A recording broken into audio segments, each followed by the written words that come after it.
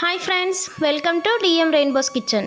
கோவில்களில் பிரசாதம் அன்னதானம் தரும்போது தொட்டுக்க துவையல் ஒன்று தருவாங்க. சாப்பிட்றதுக்கு ரொம்பவே டேஸ்டியாக இருக்கும்.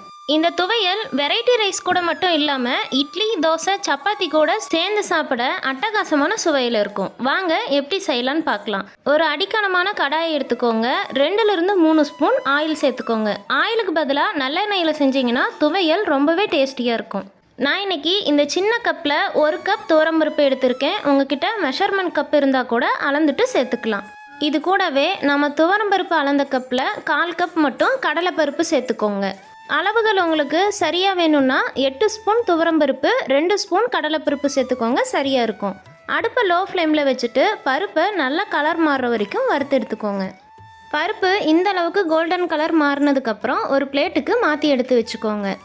இது கூடவே 1/4 கப் அளவு சின்ன வெங்காயம் சேர்த்துக்கோங்க. சின்ன வெங்காயம் தான் துவையலுக்கு நல்ல ஒரு மணமும் ஃப்ளேவரும் தரும். 4 பல் பூண்டை தோல் உரிச்சிட்டு சேர்த்துக்கோங்க. இது கூடவே சின்ன நெல்லிக்காய் அளவு புளியை சேர்த்துக்கோங்க. காரத்துக்காக 2 காஞ்ச மிளகாய் சேர்த்துக்கிறேன். உங்களுக்கு காரம் அதிகம் பிடிக்கும்னா 5-8 மிளகாய் வரைக்கும் நீங்கள் சேர்த்துக்கலாம். ஒரு கொத்து கருவேப்பிலை சேர்த்துக்கோங்க. ஒரு சின்ன துண்டு இஞ்சியை தோல் சீவிட்டு சேர்த்துக்கோங்க. நீங்கள் விருப்பப்பட்டால் இது கூடவே 2 ஸ்பூன் வெள்ளை எள் கூட சேர்த்துக்கலாம். வெங்காயம் பூண்டு நல்லா கலர் மாதிரி வதங்கி வர வரைக்கும் வதக்கி விட்டுக்கோங்க. இந்த ஸ்டேஜில் 1/4 கப் அளவு தேங்காய் துருவல் சேர்த்துக்கோங்க.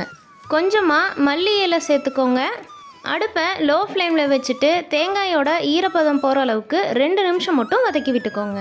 கடாய் நல்லா ஹீட்டாக இருந்ததுன்னா அடுப்பை ஆஃப் பண்ணிவிட்டு கூட நீங்கள் தேங்காய் துருவல் சேர்த்துக்கலாம். நம்ம வறுத்து எடுத்து வச்சுருந்த பருப்புகளை இது கூடவே சேர்த்துக்கோங்க. துவையலுக்கு தேவையான அளவு உப்பு சேர்த்துக்கோங்க. இப்போ நல்லா ஆற வச்சுட்டு ஒரு மிக்சி ஜாரில் சேர்த்து கொஞ்சம் கொஞ்சமாக தண்ணி விட்டு நல்லா கெட்டியாக நைஸான பேஸ்ட்டாக அரைச்சி எடுத்துக்கோங்க. அரைக்கும்போது அதிகமாக தண்ணி சேர்த்திடாதீங்க, துவையலோட டேஸ்ட் கம்மியாயிடும். இதுக்கு ஒரு தாளிப்பு சேர்த்துடலாம். எப்பவும் போலவே எண்ணெய், கடுகு, சீரகம், கருவேப்பிலை தாளித்து சேர்த்துக்கோங்க. அவ்வளோதான், நல்ல டேஸ்டியான துவையல் ரெடி ஆகிடுச்சு. இந்த வீடியோ உங்களுக்கு பிடிச்சிருந்ததுன்னா லைக் பண்ணுங்கள். உங்கள் ஃப்ரெண்ட்ஸ் அண்ட் ஃபேமிலி கூட நிறைய ஷேர் பண்ணுங்கள். மறக்காமல் டிஎம் ரெயின்போஸ் கிச்சனை சப்ஸ்கிரைப் பண்ணிக்கோங்க. தேங்க்யூ.